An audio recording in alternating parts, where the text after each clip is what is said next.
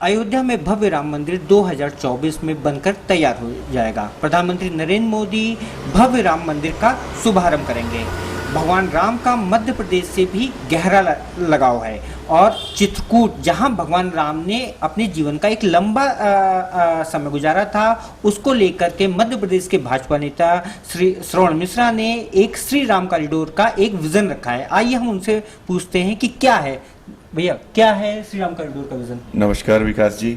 चूँकि आपने देखा है कि हमारे देश के यशस्वी प्रधानमंत्री जी के द्वारा आज अयोध्या में भगवान राम, जो काफ़ी वर्षों से टेंट में रह रहे थे, उनके लिए एक भव्य राम मंदिर का निर्माण हुआ है, जिससे पुनः हमारे सनातन धर्मी लोगों को एक भगवान राम, चूँकि सभी के लिए आस्था का केंद्र है और जो उनका हम अनुसरण करते हैं, उसी आधार पे हमारे चित्रकूट में मेरे मन में काफ़ी समय से एक विचार था। चूँकि जो रामायण का एक बहुत बड़ा कार्यकाल ऐसा है, जो रामायण तुलसीदास जी कृत रामायण में भगवान राम का जो एक बहुत बड़ा कार्यकाल है उनके जीवन का, वो चित्रकूट में बीता है।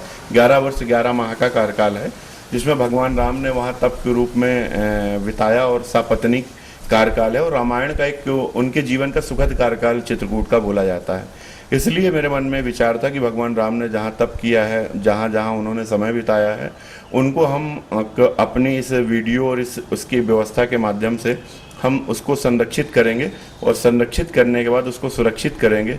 चूँकि अयोध्या में एक बड़ा कॉरिडोर जो डेवलप हुआ है भगवान राम का, उसी तारतम्य में ये चित्रकूट एक बहुत महत्वपूर्ण भूमिका का निर्वहन करेगा। और भगवान राम ने यहाँ पर भगवान शिव की आराधना की, तपस्या की, करामतगिरी नाथ इसके प्रमाण हैं। गुप्त गोदावरी का आह्वान करके गुप्त गोदावरी को वहाँ बुलाया, इसके भी साक्षात प्रमाण है। माता अनसुईया का जो वहाँ पे अपने परिवार के साथ में थी, जहाँ भगवान ब्रह्मा विष्णु महेश बालक के रूप में जन्म लेकर उनके घर में एक सुखद आनंद और अनुभव लिया, ऐसी कलकल करती हुई वहाँ पे हमारी मंदाकिनी पैसुनी नदी का समागम है। भगवान लक्ष्मण जी की लक्ष्मण पहाड़ियाँ है, जहाँ भगवान लक्ष्मण खुद विराजमान थे। स्फटिक शिला है, जहाँ भगवान राम माता सीता के साथ बैठकर वार्तालाप कर रहे थे, भगवान सौंदर्य का आनंद ले रहे थे।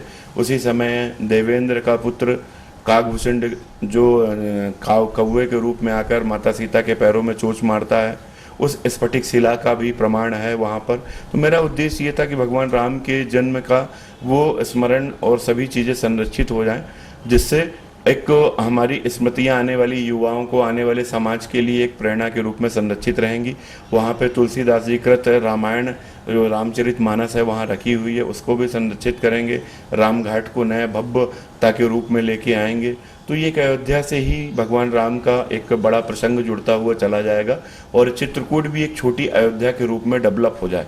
यही एक मेरा बड़ा उद्देश्य था उसमें। ये श्री राम कॉरिडोर चित्रकूट से लेकर के कहाँ तक का है, रोड मैप क्या है इसका रूट? चूँकि भगवान राम के जीवन का जो कार्यकाल है, भगवान का जो राम पथगमन जिसको हम बोलते हैं, मध्य प्रदेश में उसका रूप छोटा है, लेकिन ये जब अयोध्या से चलकर भगवान राम सरयू को पार करके चित्रकूट में आते हैं, 11 वर्ष 11 माह का समय वहाँ बिताते हैं। उसके बाद वो चाहते हुए छत्तीसगढ़, महाराष्ट्र, आंध्र प्रदेश और हमारा तेलंगाना, तमिलनाडु, इन सभी राज्यों से होते हुए जब वो रामेश्वरम की होकर श्रीलंका की ओर जाते हैं, जिसमें आपने देखा होगा कि रामेश्वरम में वहाँ से कुछ ही दूरी पर धनुषकोटी है। धनुषकोटी से जो एक ब्रिज है, जो आपने सैटेलाइट के माध्यम से देखा होगा कि वो आज भी ब्रिज सैटेलाइट से दिखता है, जो इसका प्रमाण है कि भगवान राम वहाँ से निकलकर श्रीलंका पे गए और जो लंका आज की श्रीलंका है, वहाँ जाकर रावण से युद्ध हुआ और वो वहाँ विजयी होकर माता सीता को वापस लेके आए।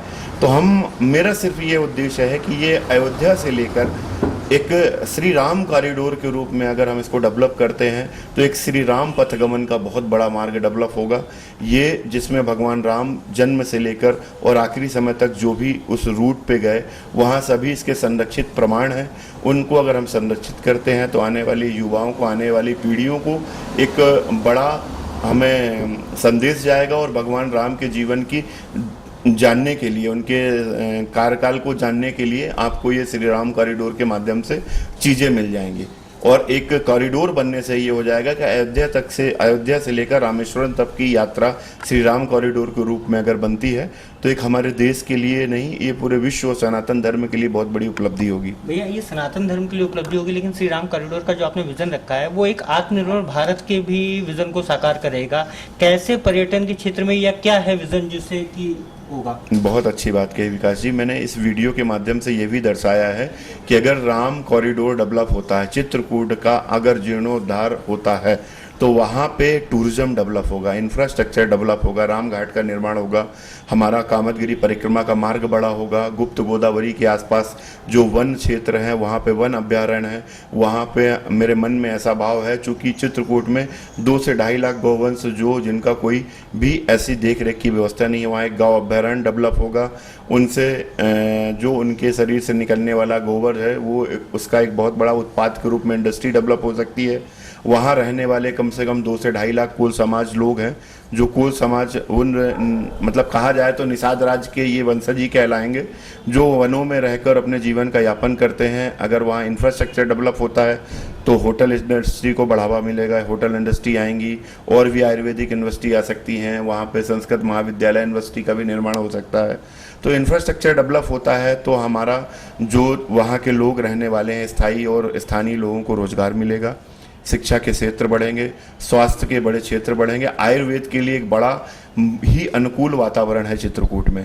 तो वहाँ आयुर्वेद के लिए कुछ भी बड़ा स्कोप केंद्र सरकार या राज्य सरकार के जॉइंट वेंचर से किया जा सकता है, जिसमें स्थानीय लोगों को रोजगार भी मिलेगा और वहाँ पे स्थानीय जड़ी बूटियाँ बहुत सारी हैं। चूँकि आपने देखा होगा कि इतनी ज़्यादा वन भूमि है और वहाँ कोई रोजगार के बड़े साधन नहीं है, तो वहाँ डकैती समस्या है, डकैतों का वहाँ पे काफ़ी प्रवाह है। तो वो समस्या का भी मेरा मानना है कि संचार और यातायात व्यवस्था जैसे ही डेवलप होगी और रोजगार के साधन डेवलप होंगे तो उस भी व्यवस्था में डकैती समस्या का भी समाधान हो जाएगा। भैया मध्य प्रदेश में आपकी सरकार इस समय धार्मिक स्थलों को एक भव्य रूप प्रदान कर रही है, क्या ये विजन आगे चल के एक मध्य प्रदेश में धर्म कॉरिडोर के रूप में भी परिवर्तित होगा? आगे चल के जोड़ेंगे आप इस राम कॉरिडोर? मेरे दिमाग में एक मध्य प्रदेश का एक वातावरण, एक रोड मैप बना हुआ है। अगर मुझे सरकार या संगठन ये केंद्र सरकार मुझे इसका अवसर देती है तो मध्य प्रदेश में जितने भी टूरिस्ट स्थल हैं, धार्मिक स्थल हैं, उनको मैं जोड़ने का एक मेरे मन में और एक मेरा एक पांडुलिपि मेरी खुद की है, उस पर मैंने बना रखा है कि उसको कहाँ से कैसे हम जोड़ते हैं। तो अगर उसको हम जोड़ते हैं तो कम समय में मध्य प्रदेश के वो सभी धार्मिक स्थल कनेक्ट हो जाएंगे, जिसको हम धर्मस्थ कॉरिडोर के रूप में डेवलप कर सकते हैं। और आने वाले समय में अगर ये धर्मस्थ कॉरिडोर डेवलप होता है तो चाहे वो चित्रकूट हो, भगवान राम राजा की नगरी ओरछा हो, पन्ना हो, ये सभी धर्मस्थ, उज्जैन महाकाल की नगरी है, नलखेड़ा है, हमारे पास दतिया है, पीताम्बरा माँ की धरती है जहाँ पे धूमावती का बहुत बड़ा भव्य मंदिर है। ऐसे मध्य प्रदेश में ओमकारेश्वर है, निमाड़ में, ऐसे मध्य प्रदेश के वो सभी जगह हैं। नर्मदा का एक बहुत बड़ा पार्ट है नर्मदा माँ का।